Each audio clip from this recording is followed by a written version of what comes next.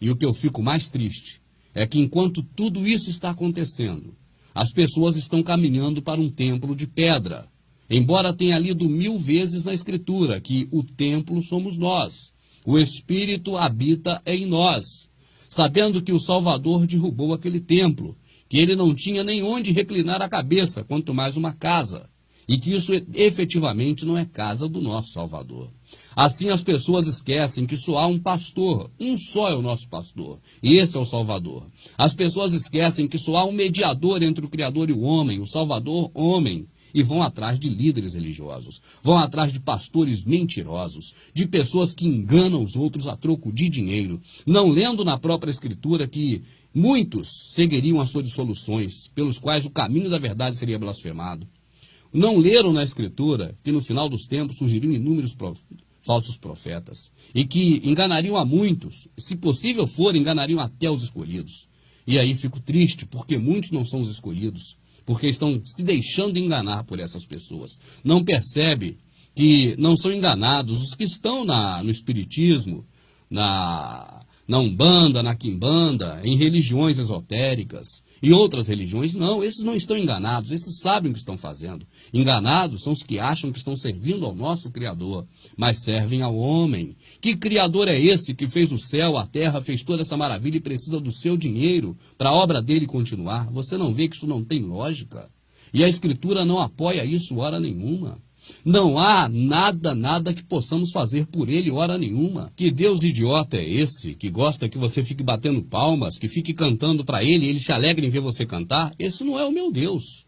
E eu creio que também não deva ser o seu, porque o meu Criador, aquele que deixou escrito para mim como me conduzir na Escritura, ele diz que ele nunca folgou com essas coisas. O que ele quer é a misericórdia, é o amor ao próximo. Naquele grande dia, ele vai perguntar assim: olha, eu tive fome e você me deu de comer? Eu tive sede e você me deu de beber? E você talvez dirá: não, mas eu estive na igreja, eu obedeci ao homem que você botou para poder eu obedecer, eu cumpri meus votos, eu dei o meu tudo, eu fiz o que eu podia lá pela igreja, eu fiz a sua obra. E ele dirá: apartai-vos de mim, maldito, que eu nunca vos conheci.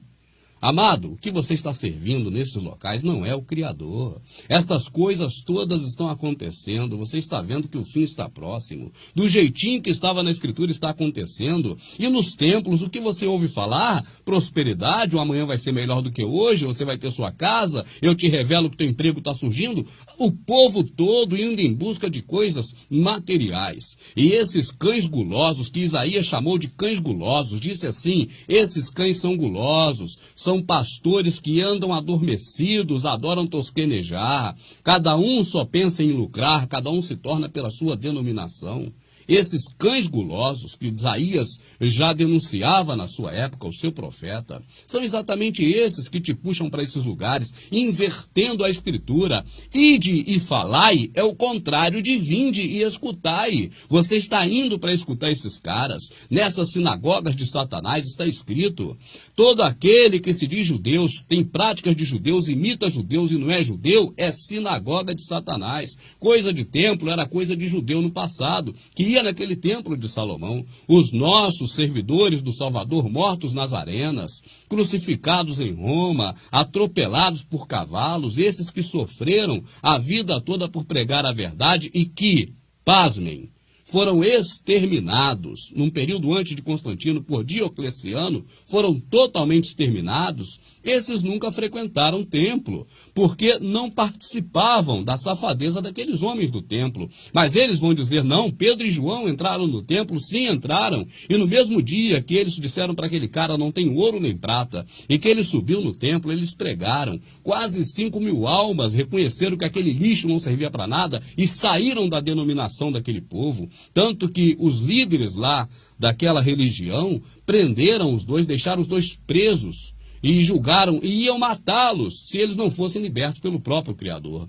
Assim, amado, leia a Escritura que ninguém te engana, porque esses homens que estão aí, eles não estão preocupados em te falar a verdade, nem do que está acontecendo e nem das coisas da Escritura, mas eles mentem terrivelmente. Quando eles dizem não deixai vossa congregação, como é costume de alguns, leia o texto todo e vai ver que Shaul, Paulo, está falando para você não largar a graça, ou seja, a nova aliança, e voltar para a lei de Moisés e fazer prática da lei de Moisés como dízimo. Porque o dízimo é lei de Moisés, você não sabia?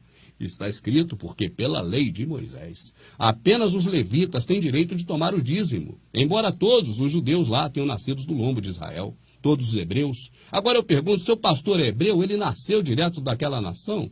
Ele é judeu, ele é alguma coisa disso? Somente os levitas tinham direito de tomar o dízimo segundo a lei de Moisés. Dízimo é lei de Moisés. Eu quero que um cachorro desse, um cão guloso desse, me mostre na Escritura onde que dízimo é dinheiro.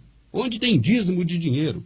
E o dízimo foi ordenado para o povo de Israel, para Israel, no período de Israel, até a vinda do Salvador. Quando o Salvador morreu, ele disse, o véu do templo se rasgou de alto a baixo e as pedras se fenderam.